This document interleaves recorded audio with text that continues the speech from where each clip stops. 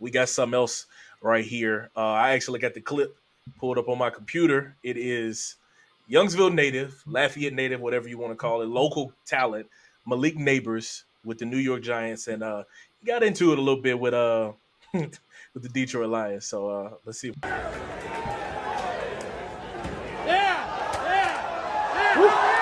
Boy swinging. Them boys going at it. Hey, I'm with it. I'm with it. Woo. With it. Woo. I'm with it. Woo. I'm with it. I like it. Listen, man. They was going at it. And look, but they had to separate them and get ready for practice. Like, bro, that's tough. That is tough. Like, look, I know what that's like, bro. When you in fall camp, now it's one thing when you know fighting against your teammates and all that stuff like that. But when you get into them joint practices, when you get to scrimmages and all that stuff like that, and you finally get to hit somebody that's across from you that has on a different color jersey that is not your teammate, and them competitive juices get to flowing.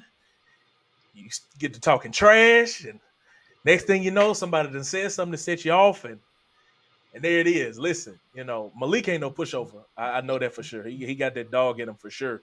I don't know what it was that homie said to him to get him riled up like that, but all it takes is one thing.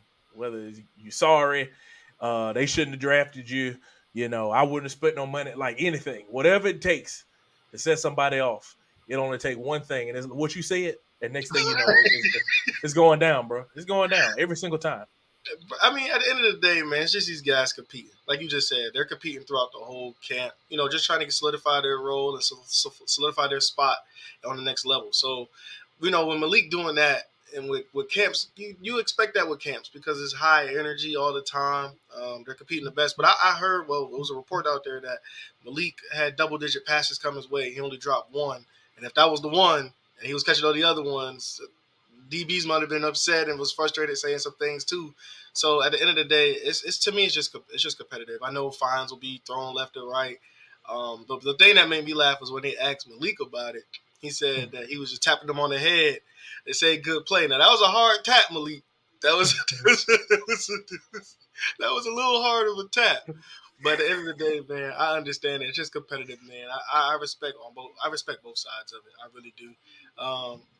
And it didn't leak over because, you know, these guys did play, you know, in the actual game. Mm-hmm. So, as you can see, it didn't leak over. They didn't fight on the field when there was game time. So, it's just practice. I mean, that's all it is. It's just a little tussle. You don't see these in what AI said, we talking about practice, man. We're not talking about the game. We're talking about practice, man. Like, but now you, Fitz, you have been a part of a college football team with LC, now known as LCU. You got the shirt on. Have you seen any camps, like any fights during the camp that you could remember? I mean, you have to be involved in it, but anything that you remember that was funny. All right, so it wasn't one that I was involved in. I didn't get in a whole lot of fights or nothing like that. Like normally it was just like, all right, bro, like let's chill out. But I remember it was one particular day. So we had this thing that we had called screen period. So in practice, you know, you have all your different segments broken up. So you start off with, you know, team period where you go ones versus ones, twos on twos, all that stuff like that. So we went and we were doing, it was either scout team O or it was screen period, one of the two, whatever it was a scout team dude that was over there and he was trying to be scout team all American is what we call it. You going over there and it's like, bro, we out here, we trying to get a look, but don't come out here and try to, you know, be an all American because it ain't helping nobody. You're just gonna piss somebody off, and you know it's gonna cause a fight. So that's what happened. So it was one particular day. Our center at the time, Ryan, no, was it Armo? Was it Armo or was it? You know what? It's actually two times that this happened. It was both centers. One of them was Isaiah, and the other one was Armo, the center. Both of them was the center, and we was running a play. And this linebacker, you know, you running the same play over and over again. So they say, all right, run power left, run power right, run power left, run power right. So the scout team knows what we're doing. So you got guys that's in there cheating the play, and they know, all right, I'm finna down block on the 3 tech, and he finna pull around, or the center is back blocking over here or whatever. So it was a linebacker that was blitzing. And the boy, the play before that they got into it, Arbo was like, all right, man, if you don't chill out, I'm gonna put something on you. And so the dude was like, man, I'm out here playing football. He was out here playing football, man. This is, I'm out here playing football, whatever. So the next play come around, and we called the same play. So the boy come and he blitzed through the gap, like a blitz that you're not supposed to do. Like you're supposed to play it, go downhill, meet him in the hole, thud him up, boom. We trying to get a look. And that boy blitzed in the gap, almost slung him down, ripped his helmet off, got to winning on that boy. Ain't nobody stopping because we was like, this is you get for trying to be a scout team All-American, brother. Like, it don't take all of that. Like, I get we're playing football, and by no means am I saying that I don't want to look, because I do. You know what I'm saying? If I'm a guard, which is what I was playing, and I'm playing against a 3-tech, and I know he likes to work the spin move, I'll tell my scout team guy, I say, hey man, give me a couple spin moves so I can get used to it, so I know what it look like. That way, when I get into a game, it's not going to be the same speed. It's not going to be simulated the same, but at least I will have seen it on a consistent basis. Because, you practice way more than you play when it comes to football. We had Tuesday, Wednesday, Thursday was a shortened practice. Friday was a walkthrough, and then you had the game on Saturdays. So if I'm only seeing this a couple of times in real live action where somebody is doing a spin move on me. So by the time that I get to the game, it's not that I'm gonna be completely ready for it, if that makes sense, but like I will have seen it. But when you coming out here and you trying to purposefully make me look bad, all right, you finna make me mad. Now I got to put something on you. Now you got to chill. You know what I'm saying? Like, again, do you, bro? I understand you on scout team. You trying to make sure you're not on scout team. You trying to make the bus, right? You trying to be on the travel team. You trying to be able to say, hey, I contributed to a victory for this team. I understand where you coming from. It's only so many times you're gonna be able to do that with people before they put something on you. It's only so many times you're gonna be able to do that. And I've seen that happen too many times. I've also seen people get into fights. And my offensive line coach that I had my freshman to junior year was an older guy.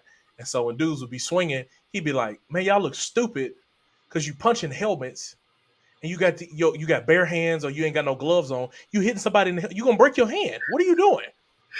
And, as I thought about that, I was like, that is pretty not smart. We got helmets on to Unless protect our you're heads. Aaron Donald, then you can rip a face mask off. Listen, man, that's a rare situation where a brother can grab that face mask, yank that helmet off your head before y'all get split up. Like, Aaron Donald is a freak of a human being, so I understand that happening. But in most cases, you just dude, you're not doing anything. Now your hand hurt. So, but I get it. It happens. It be hot out there. Fights are bound to happen. You competing against each other. You talking smack. It happens. You shake hands. You go to your respective sideline. As long as that stuff don't interrupt in practice and bleed over into other things, ain't nothing wrong with it. Let it happen. That's what I really hope they start doing, because the practices to me are more intense than the games in preseason when they go against each other. So I really hope they really start filming that and putting that out, rather than the preseason games. I mean, that could go on because you still want to just watch it, but you read in these tweets or these articles that the practices have been ramped up because they take that way more serious, especially because we don't see the ones during the week anymore. So that's what I would like to see more of, man. But hey, man, I get it. Like now with Hard Knocks coming out, like this is the most content that we've had. I'm gonna be enjoying all of this because I love documentary style stuff, especially when it comes to sports. So you've had the offseason one with the New York Giants. That was really good to kind of give you an inside look at what really is happening in the draft process, in the offseason, and free agency and all that stuff like that. Now we got the Bears with the preseason, and I can't remember who it is that's gonna be in season, but we're gonna have 3 different documentaries that are going to be following teams. This is going to be the most consumed content that we have as sports fans. Like, if you are a real sports fan, this is your time to be watching content, bro, because they putting it out there.